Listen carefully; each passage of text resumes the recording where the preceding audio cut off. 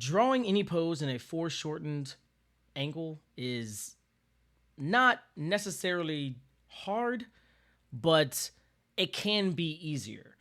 There are several different tutorials online that kind of break down the measurements of how this should look and this should look and so on and so forth, but I don't want you to overthink it. So I came up with this technique a while ago and I actually shared it on one of my TikToks very long time ago, and now I am sharing it inside of this ebook and this course.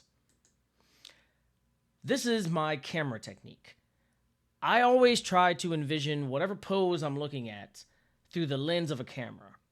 So as you can see, I see FG, foreground, close up, MG, middle ground, in the middle, and BG, background, far away. So right here, if I'm having this character coming towards you and I'm looking through this camera, I see that in the foreground, the hand should be bigger. This should be, mid-size, and this should be a little bit smaller. It's increasingly smaller.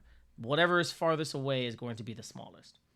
So I, basically drew this pose through the lens of the camera, and this is what I came up with. This is the skeleton, basically the exact same skeleton, just in, a different angle.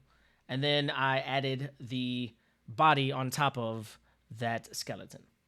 Now, I have a few more examples, and then I'm going to try to draw one, so that way, hopefully, you get a grasp of what I'm going for.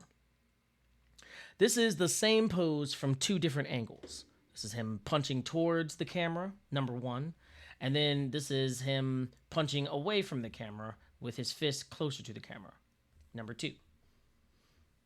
Don't overthink it. You should just have fun when you do this. Step 3. This was a little bit more difficult, but still same process. This is one. This is a camera. Obviously, you can see that the camera is not always just going to be straight on or straight to the side or whatever. Sometimes it can be behind you. Sometimes it could be in front of you. It just kind of depends on, how you want to draw that camera. And whenever I do draw that camera, these lines kind of just show me the field of vision that I'm going to be in. So, for example, this shows, number one shows both of them, shows everything.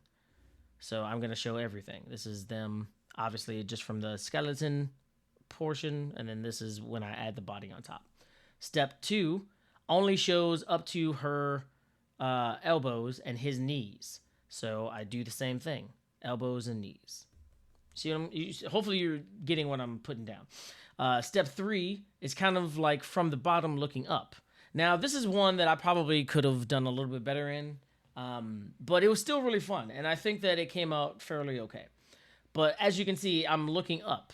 It's not necessarily like his head is the largest like it is in number 1. It's his leg, even though his leg is, I guess, proportionally, it should be, I guess a little bit larger depending on where the camera is. So, if the camera was a little bit more close up, I would probably have his knee be the closest. And then, you could look up and see him, which I might draw actually right now. So let's get into that right now. Give me 1 second. Okay, so if I was going to draw this character, I'm going to draw this character in a foreshortened way.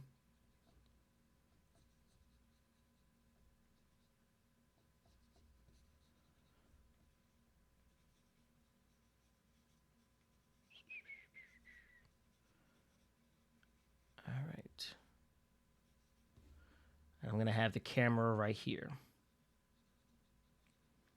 Okay? So I want you to envision what this is going to look like. Foreground, middle ground, background. All right. Usually what I do is I draw a stick figure, I put them to the side, and then I get to drawing. The knee is going to be the biggest. So this is the knee. Then it's going to go up. And as you can see, this is the mid ground.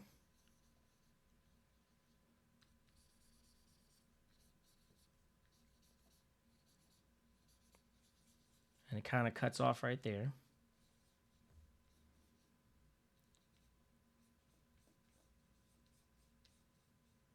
And we can see up his rib cage.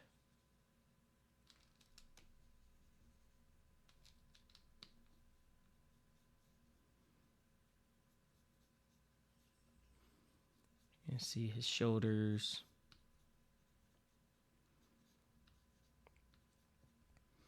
And then this is the background. And also, he's looking up.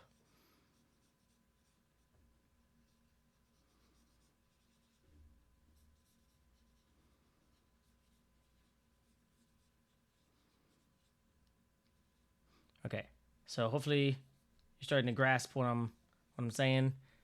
You can see how if I was looking at this skeleton from this point of view, it would look like this. Okay, so now I'm going to make it blue.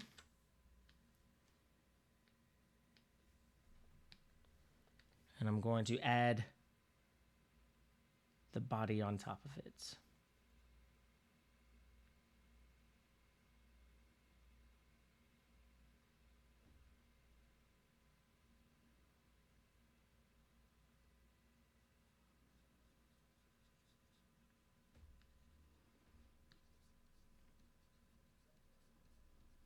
And as I draw this from the top down, I'm going to increasingly get bigger. I mean, if I was drawing it from the bottom up, I would draw it increasingly smaller, but you know, whatever. I guess it just kind of depends on your own approach.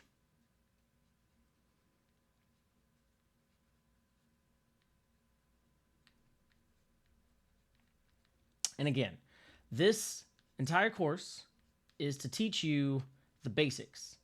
I'm not teaching you anatomy one-on-one. This is not what this course is. If you're looking for something that's going to teach you something anatomy 100%, this is not the course for it. I mean, hopefully you realize that after getting this far into the series. It's like I genuinely want to teach you the basics and, you know, just give you some tips and tricks that have helped me throughout my years. So, all right. So now that I'm done with that, boom chakalaka. We're looking up at him. I mean, to be honest with you, I could probably have his chin like this and add some shadow under his neck. And voila. Get rid of the blue. Boom. Right there. We're looking up at him. See what I'm saying? That's what I do when it comes to the camera method.